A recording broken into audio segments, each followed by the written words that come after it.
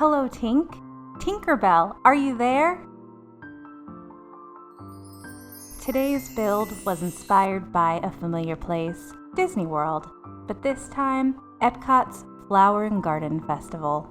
And if I'm being honest, who wouldn't be inspired by all of the beautiful flowers? But there was a certain garden display that caught my eye. Tinkerbell's. More specifically, Tinkerbell's house.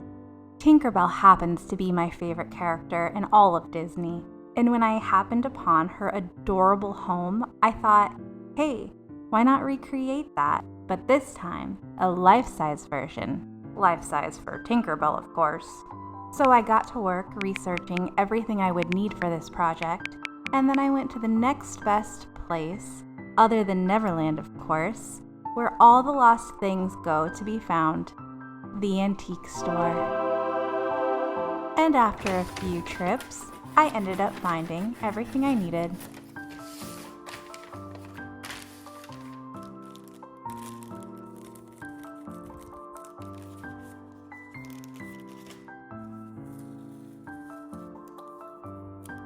With my essential supplies and a little bit of magic, I was ready to begin.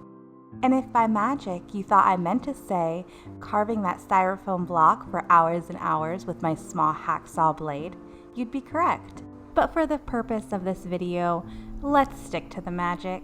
I started by covering the surface of my styrofoam with my trusty solvent-free siliconized paintable caulk. It is very important to use that specific version of caulk so you don't destroy your styrofoam. There are many versions of Tinkerbell's house, but I decided to replicate the one I saw at Epcot.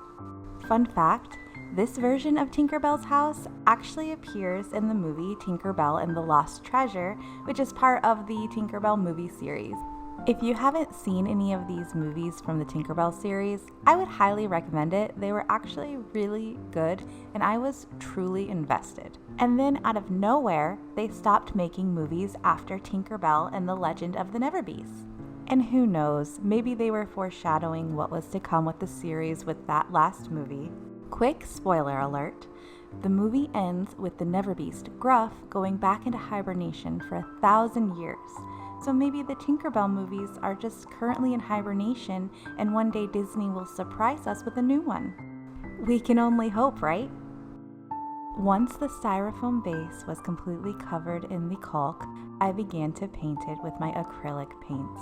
The styrofoam base is meant to appear as the tree branch the teapot is sitting upon, so I started my first layer with a mixture of raw sienna and burnt umber. I then proceeded to paint the entire branch aside from the mushrooms with a layer of this paint mixture, adding water to thin the paint as I went.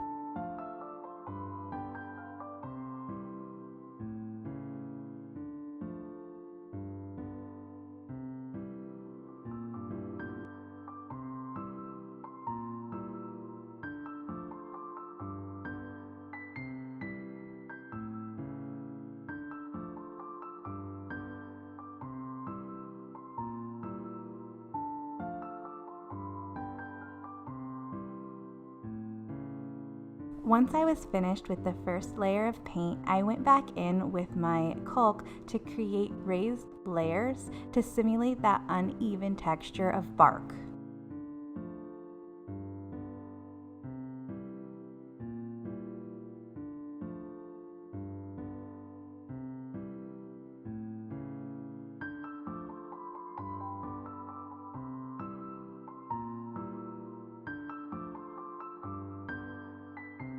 Now that the styrofoam was looking like a real tree branch, I started my final layers of paint. I used a mixture of burnt umber and raw sienna, but this time I added a little more raw sienna to lighten up the color. I then proceeded to cover the raised areas, and any areas that looked like they could use a little more paint or any of the white from the caulk was showing through. I did things a little differently this time by going in after the lighter color with pure burnt umber and filling in the crevices to really make those gaps in the tree bark pop, and also to add a dirty aged look to the tree. I then used raw sienna to paint the exposed ends of the tree branch.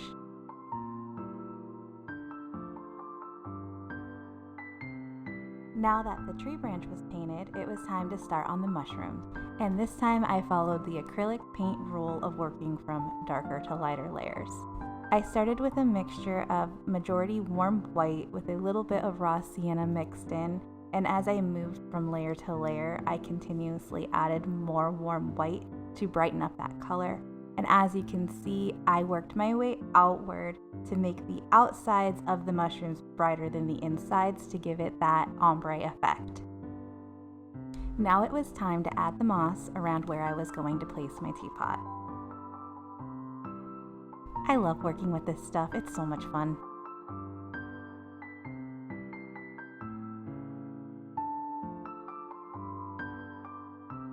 And then using my caulk, I ever so precisely attached my teapot to the top of the tree branch, and then very carefully added the smaller branches around the teapot as it was drying.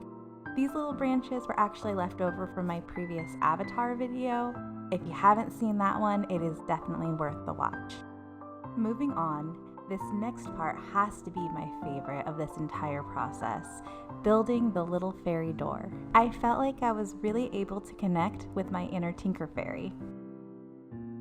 To build the fairy door, I used a thick poster board material and then traced the lid of the teapot to make sure I was cutting an accurate size. I used this handy little precision knife tool when cutting out the door to make sure that my cuts were smooth and that the door was perfectly round. I thought the tool did a really great job, and once I was done, I was able to take my branches that I formed into a circle for the exterior of the door and make sure they fit. Next, I took a pointed clay molding tool and used that to etch the texture of the wood onto the door.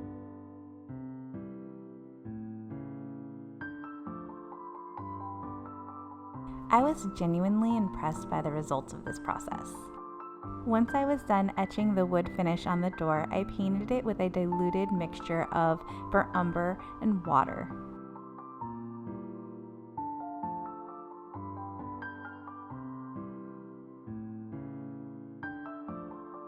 Once the paint was dry, I started to add the decorative pieces. A not so fun fact, I almost completely forgot to even add the little window. That would have been a tragedy. But luckily, I recognized my oversight and proceeded to add it to the door. I found this adorable kid's monocle that fit perfectly with what I was going for and attached it using a hot glue gun. Next is when I really felt like I got into the spirit of the Tinker Fairy. I was able to remove the hinge from the back of an old picture frame that I wasn't using and use it for the hinge on the little fairy door.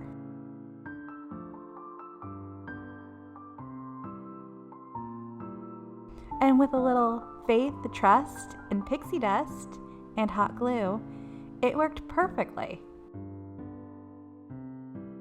And after a few finishing touches,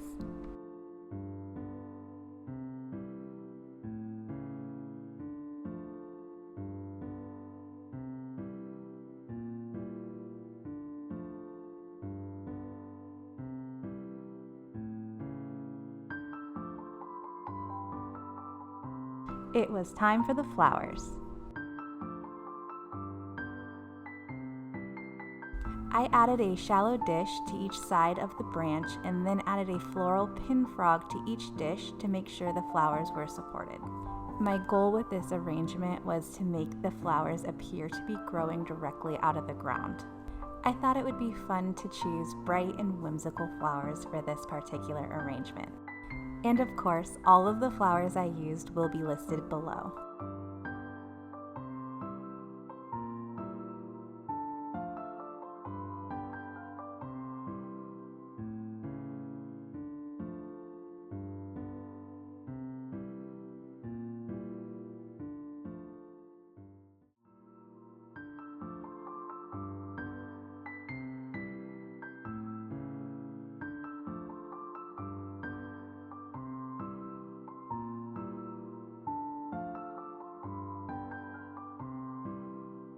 I found the perfect leaves for the roof of Tinkerbell's house.